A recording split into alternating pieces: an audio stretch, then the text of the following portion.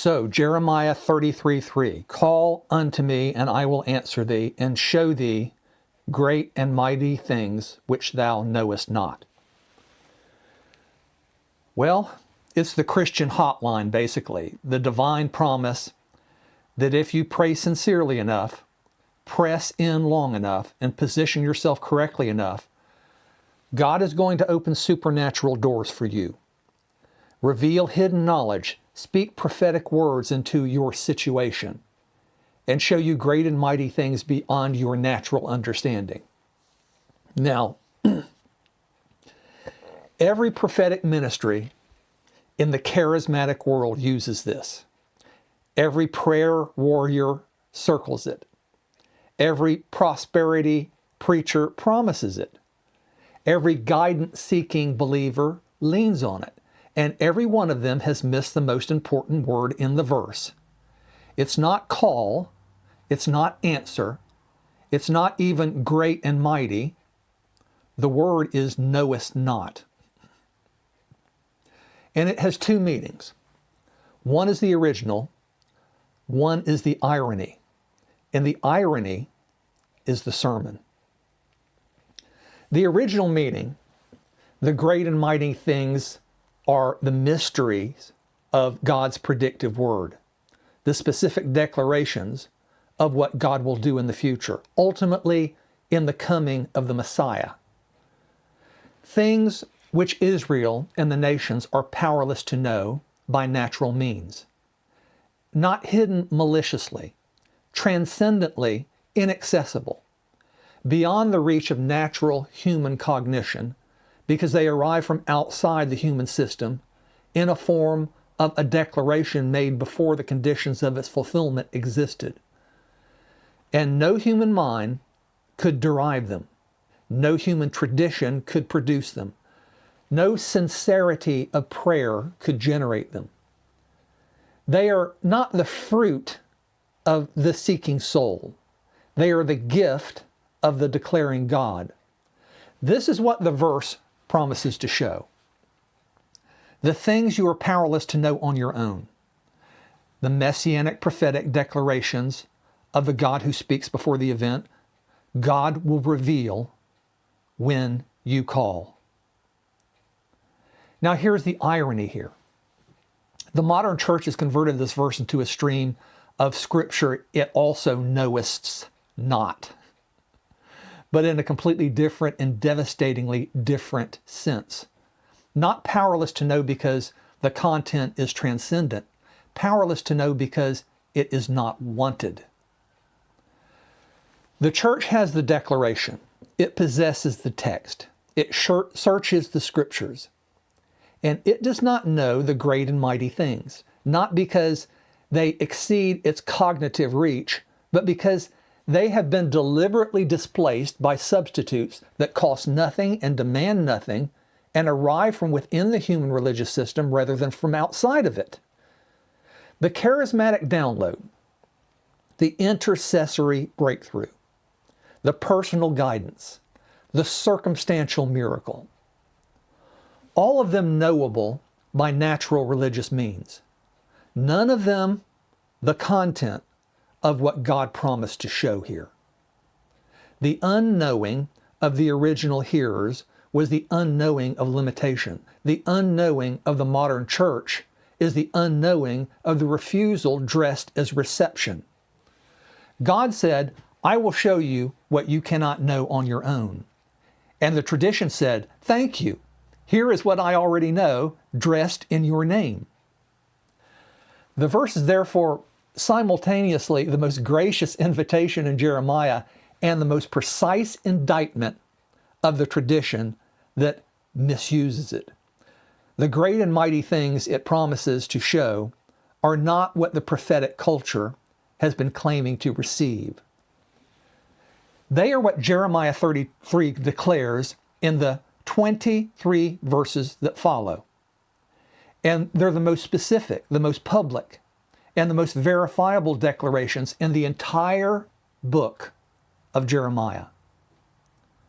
So tonight in the slogan series, the Christian slogan series, I should say here, we read all of Jeremiah 33, and we find that what thou knowest not has been hidden in plain sight. In the text, the tradition claims to believe, declared by the God the tradition claims to follow, about the person the tradition claims to worship, hidden not by God, but by us. Tonight in the slogan series, we read all of Jeremiah 33, and we find that what thou knowest not has been hidden in plain sight. In the text, the tradition claims to believe, declared by God, the tradition claims to follow, about the person the tradition claims to worship, hidden not by God, but by us.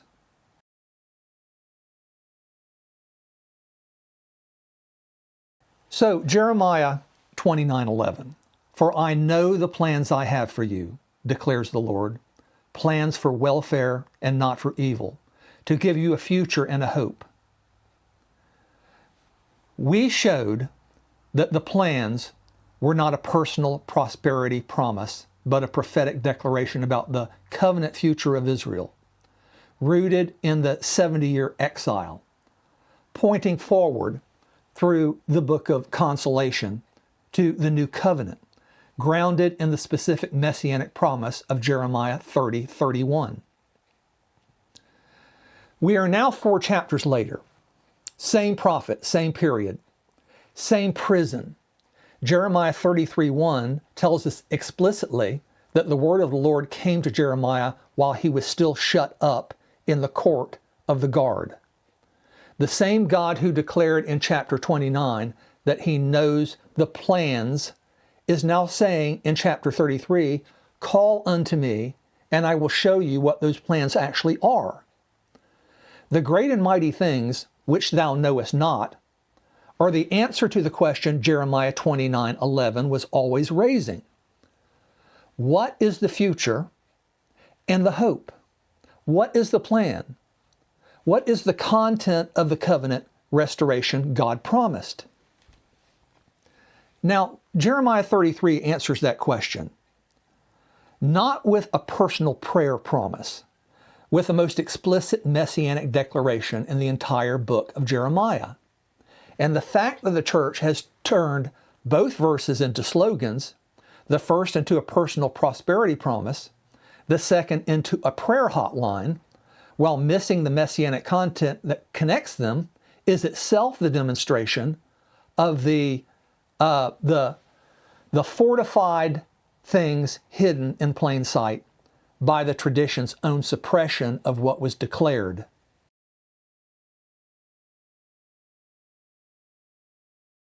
Now, the Hebrew word kara, or call. Kara is the standard Hebrew verb for calling or crying out or summoning. In its prophetic register, it is the covenant cry, the specific address of the covenant people to the covenant God in a moment of crisis and need.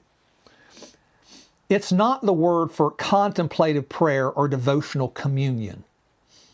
It's the word for the urgent, specific, crisis-driven address of someone who knows who they are calling and why. The content makes the register precise. Jeremiah is in prison. Jerusalem is under Babylonian siege. The situation looks humanly impossible. The city is about to fall. The covenant seems to be ending.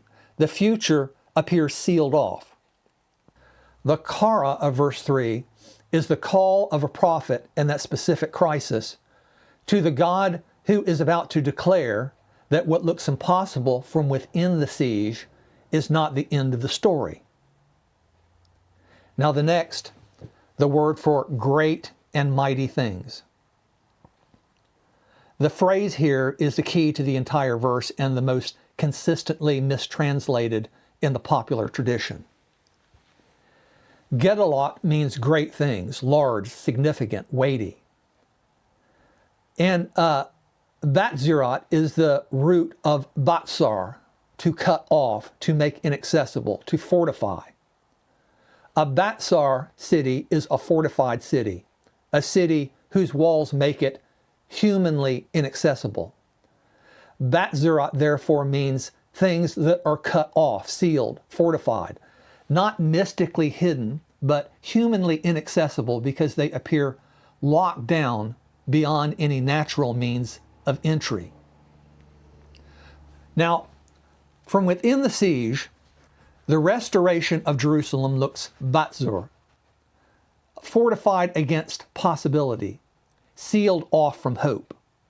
The exiled nation returning to the land looks Batzur. The Davidic dynasty continuing looks Batzur. The new covenant being established looks Batzur. These are the great and mighty things which Jeremiah cannot see from his prison cell, not because they are mystically concealed, but because the historical situation makes them look humanly impossible. What God is about to do is to declare them, not conceal them further behind a veil of supernatural experience. Declare them, name them, specify them, write them down, make them publicly accessible to any reader in any generation who opens Jeremiah 33 and reads what follows, verse 3. The Batzurat are not hidden behind prayer intensity. They are hidden behind the tradition's refusal to read what was declared. Now the next Hebrew word for which thou knowest not. Now the yada we have traced throughout this series, the recognition event, the specific knowledge produced by encounter with a demonstrated reality, appears here in the negative. You have not known them. You have not recognized them. And the negative carries a double weight that the verse exploits with devastating precision. In its first original sense, the not knowing is the not knowing of genuine epistemological limitation before the transcendent. The messianic prophetic declarations are things no natural human mind could arrive at independently. No political analysis could have predicted the specific features of the servant's death in Isaiah 53. No human wisdom could have produced the Daniel 9 timeline. No natural religious imagination could have generated the portrait of the pierced one of Zechariah 12. These are the Batzurat in the strict sense, things sealed off from natural human cognition because their source is outside the human system entirely. The not knowing is real. The transcendence is genuine. But in its second and ironic sense, the sense that applies directly to the modern tradition, the not knowing is the not knowing of limitation. It's the not knowing of a community that has the declaration, that possesses the text, that names the name of the Messiah daily, and still does not know the great and mighty things because it has filled the space they would occupy with substitutes that are knowable by natural religious means. The charismatic tradition does not know the messianic prophetic declarations, not because they exceed its cognitive capacity, but because it has been too occupied receiving personal words to read what has already been written. The intercessory tradition does not know them because they are inaccessible, but because breakthrough and blessing have displaced them from their center.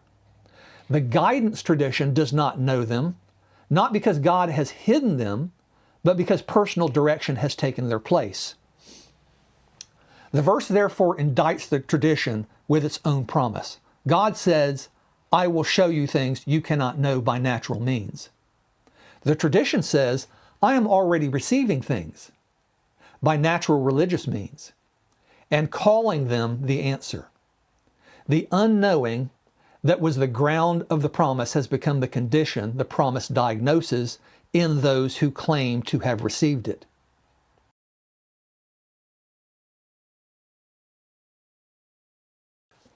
Now let's do our 4 misreadings of the text. Great things as supernatural downloads. The charismatic reading treats Jeremiah 33:3 as a scriptural foundation for the entire prophetic gifts culture.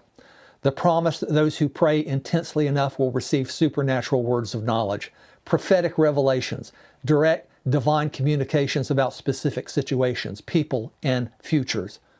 God answers the call with supernatural information delivered to the individual believer spirit.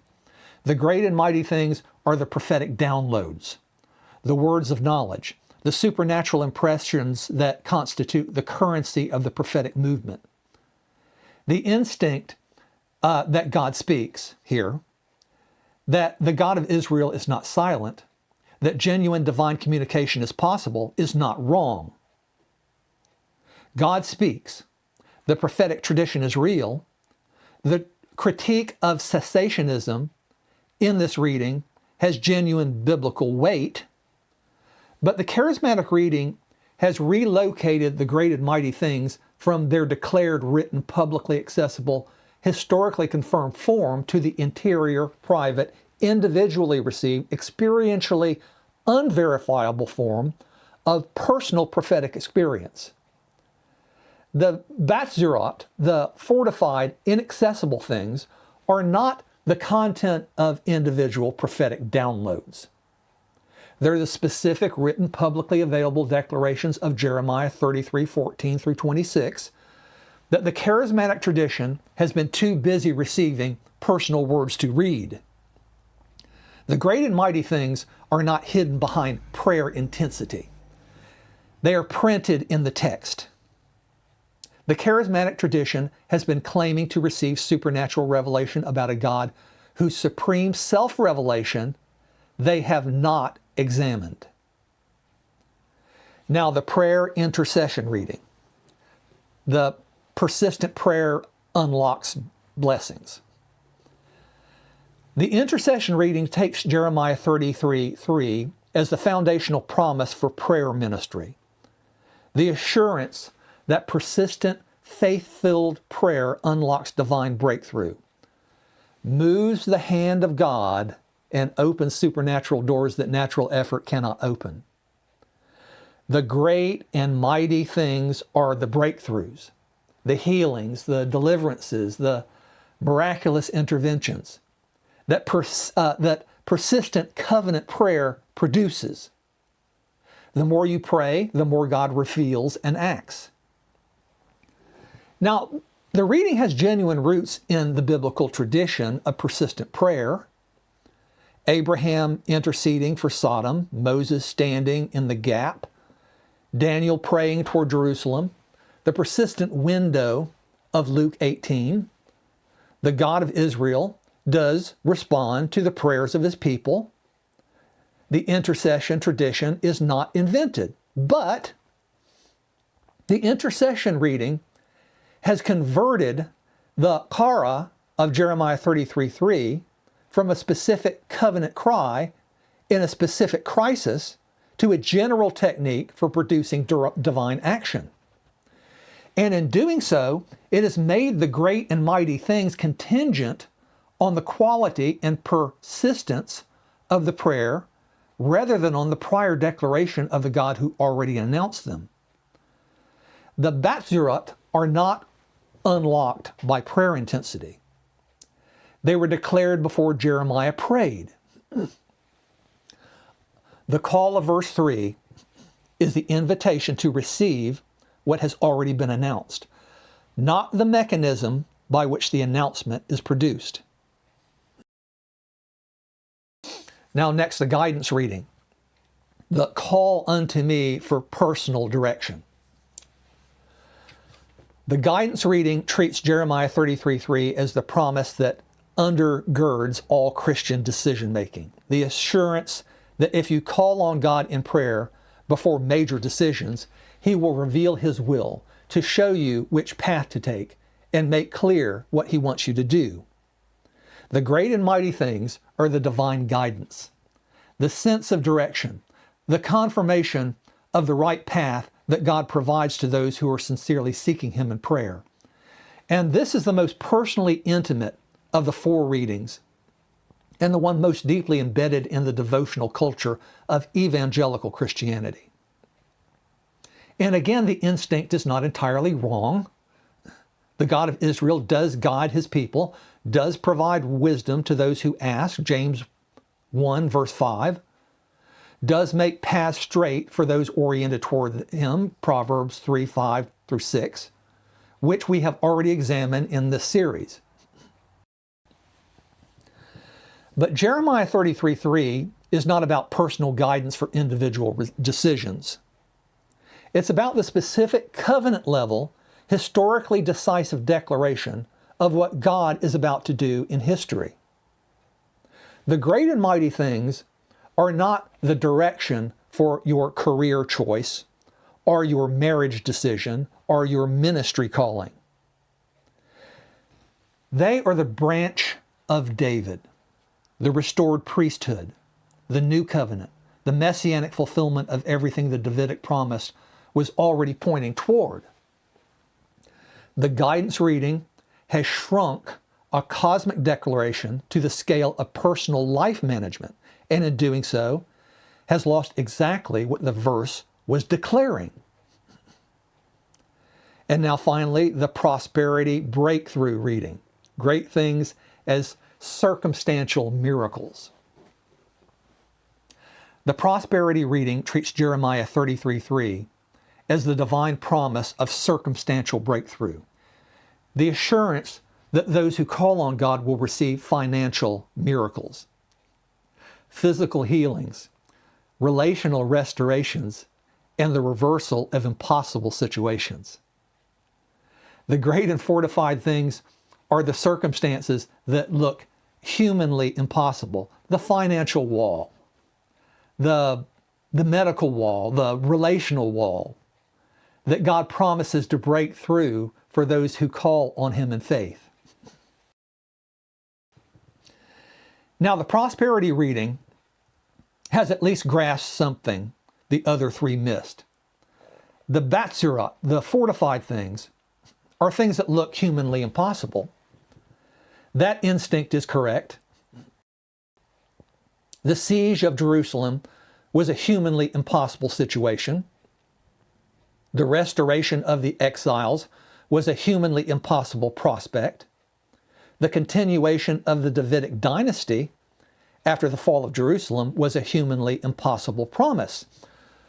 But the prosperity reading has applied the humanly impossible language to the individual's personal circumstances and missed the cosmic, covenantal, historically decisive scale on which God declares He will act. The great and fortified things are not your financial breakthrough.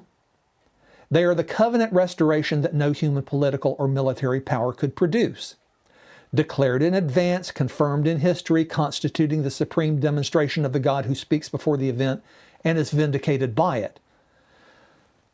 The prosperity reading has taken God's cosmic self-declaration and converted it into a personal miracle vending machine. It has the right category, the impossible, and the wrong content. Now, the great and mighty things, what they actually are. All four readings share the same error. They fill great and mighty things with content the human religious system produces. Supernatural experiences, prayer breakthroughs, divine guidance, circumstantial miracles, while ignoring the 23 verses that follow verse 3, in which God specifies exactly what the great and mighty things are. Let us read what God declared. Jeremiah 33, 1 through 9. The impossible made explicit, we'll call it. Verse 1. The word comes to Jeremiah while he was still shut up in the court of the guard. The prophet is in prison. The city is under siege. Verses 4 through 5 describe the situation at its worst. The houses broken down to fortify against the siege ramps. The city filled with the dead. This is the context of maximum possibility. This is the siege. This is the Batzur situation. And into that situation, God speaks. Not to comfort Jeremiah with personal encouragement, not to promise him personal breakthrough, not to provide guidance for his individual circumstances, but to declare what he is about to do at the cosmic and covenantal level. Behold, I will bring to it health and healing, and I will bring them and reveal to them abundance of prosperity and security. I will restore the fortunes of Judah and the fortunes of Israel and rebuild them as they were at the first. I will cleanse them from all the guilt of their sin against me, and I will forgive all the guilt of their sin and rebellion against me. That's Jeremiah 33, 6 through 8. Restoration, cleansing, forgiveness, the covenant renewed. These are the great and mighty things. Not personal spiritual experiences, not specifically, but the specifically, historically declared, covenantally grounded acts of God that will constitute the supreme demonstration of His reality among the nations. Restoration, cleansing, forgiveness, the covenant renewed. Now, these are the great and mighty things, not personal spiritual experiences. The specifically, historically declared, covenantally grounded acts of God that will constitute the supreme demonstration of His reality among the nations. Now, Jeremiah 33, 14 through 26, the branch of David. And then the declaration reaches its apex. Verses 14 through 26 are the most explicit messianic passage in the entire book of Jeremiah. And they are the direct content of the great and mighty things that verse 3 introduces. Behold, the days are coming, declares the Lord, when I will fulfill the promise I made to the house of Israel and the house of Judah. In those days and at that time, I will cause a righteous branch to spring up for David. And he shall execute justice and righteousness in the land. In those days, Judah will be saved, and Jerusalem will dwell securely. And this is the name by which it will be called. The Lord is our righteousness. Jeremiah 33, 14 through 16. The righteous branch, the Lord our righteousness. The Davidic king who will execute mishpat, justice and righteousness in the land. This is the content of the great and mighty things, not supernatural downloads, not prayer breakthroughs, not personal guidance, not circumstantial miracles. The specific, named, publicly declared coming of the Messianic King, declared from the prison cell, written in the text, available to any reader in any generation. And look, the declaration does not stop there. Verses 17 through 22 establish the permanence of the covenant with David and with the Levitical priests as unbreakable as the covenant with as breakable as a covenant as with day and night, as uncountable as the stars of heaven and the sand of the sea. Verses 23 through 26 address the nation's claim that God has rejected His people. And the answer with the sovereign declaration that the seed of Jacob and the seed of David will never be cast off. These are the great and mighty things which thou knowest not because they were not declared, because the tradition that possesses them has systematically failed to recognize them as what they are. The content of the call, the answer to the cry, the specific messianic prophetic declaration that constitutes the supreme self-revelation of the God who speaks before the event and is vindicated by it.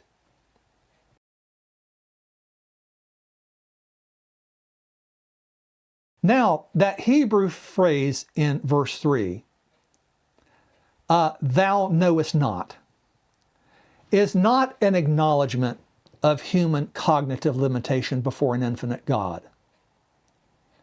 It's a diagnosis. And the diagnosis has been confirmed with increasing specificity throughout this series. John 5:39 through 40, Jesus to the religious leaders who possess the Scriptures. You search the Scriptures because you think that in them you have eternal life. And it is they that bear witness about me. Yet you refuse to come to me that you may have life. They have the text. They search it. But they do not know the great and mighty things because they refuse to receive the one the text is declaring. The Batzerot are hidden not by God's concealment, but by the tradition's refusal to arrive at the one the declaration is about.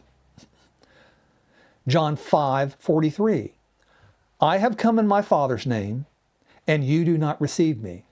If another comes in his own name, you will receive him.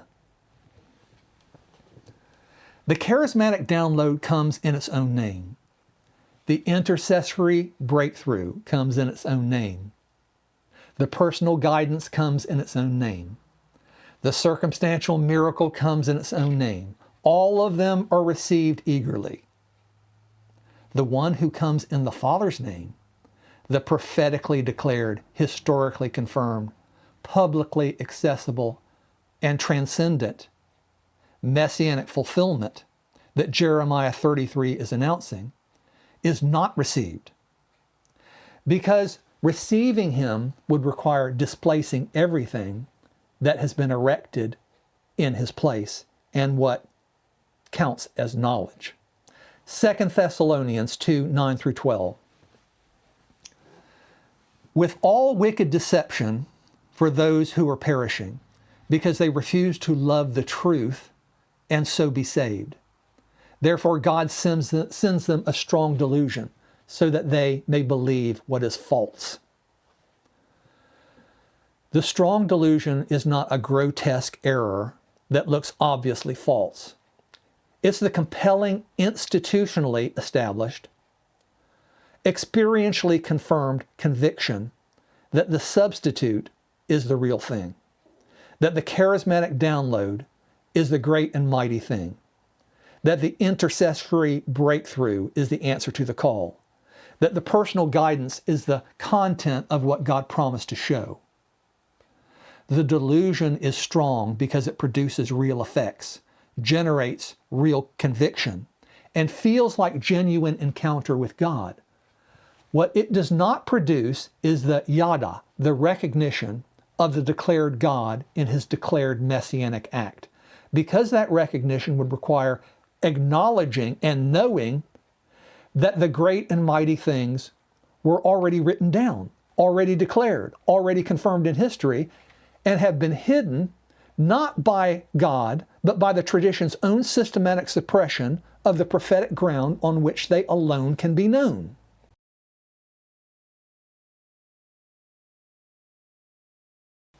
We began this series with Jeremiah 29:11. We end in this volume with Jeremiah 33:3. And the connection between them is the most damning indictment the series has made. Jeremiah 29:11 was turned into a personal prosperity promise. God has plans for your welfare, your future, your hope. While the specific content of the plans, the 70-year exile, the covenant restoration, the new covenant of chapters 30 through 31, was dropped entirely. The slogan was retained, the declaration was lost.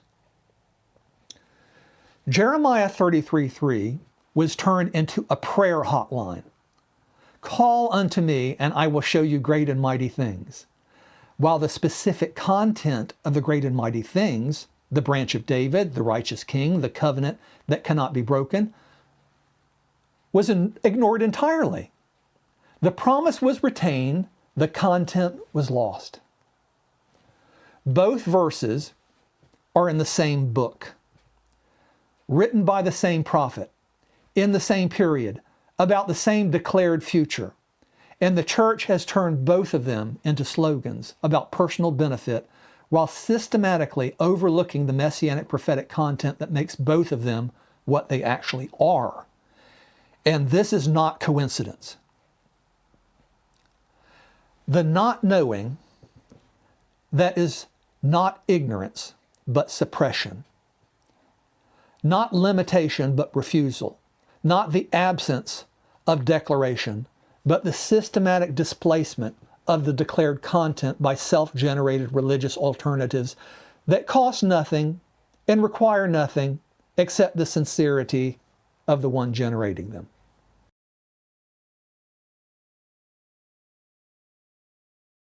Now here's my conclusion. Call unto me, and I will answer thee, and show thee great and mighty things which thou knowest not. The call has been made. The answer has been given. The great and mighty things have been declared. They are in the text. They have been in the text since Jeremiah wrote them from his prison cell in the court of the guard while Jerusalem was falling around him. The righteous branch of David, the Lord our righteousness, the covenant with day and night, the seed of Jacob that will not be cast off, the Messianic King who executes justice and righteousness in the land, declared before the conditions of his coming existed, confirmed in history in the person of Jesus of Nazareth, in correspondence with the prior declaration. As I say repeatedly, it's unique, publicly accessible, publicly examinable, not mystically hidden, transcendent, not locked behind prayer intensity, not reserved for the prophetically gifted, written down and available. What thou knowest not is not hidden behind a veil of supernatural experience. It's hidden behind the tradition's own substitutes. The charismatic download, the intercessory breakthrough, the personal guidance, the circumstantial miracle, each of which comes in its own name, each of which is received with enthusiasm, and each of which costs the tradition nothing because it does not require the recognition of the declared Messiah as the specific, historically confirmed and publicly examinable transcendent content of the great and mighty things God promised to show. The call of Jeremiah 33:3 is not an invitation to develop your prayer life. It's an invitation to receive what has already been declared, to open the text that the tradition claims to believe, to read it, to know it, to understand it, to read the 23 verses that follow the promise, and to recognize in the branch of David the one whose coming was specified before the world was ready to receive him, and whose historical confirmation constitutes the supreme public demonstration of the God who answers when you call. The great and mighty things are not coming. They were declared. They were confirmed. They are known by those who have received the prophetic declaration as what it is. And before you receive it, you have to know it. You have to ground your faith on it. They are unknown by those who have preferred the substitute. The call is open. The answer has already been given. Read Jeremiah 33. Call unto me, and I will answer thee, and show thee great and mighty things, which thou knowest not. Not supernatural downloads, not prayer breakthroughs, not personal guidance, not circumstantial miracles. The branch of David, the Lord our righteousness, the covenant that cannot be broken, declared, confirmed, available, hidden only by the tradition's refusal to receive the one the declaration is about. That is Jeremiah 33:3. That is what thou knowest not. Now you do.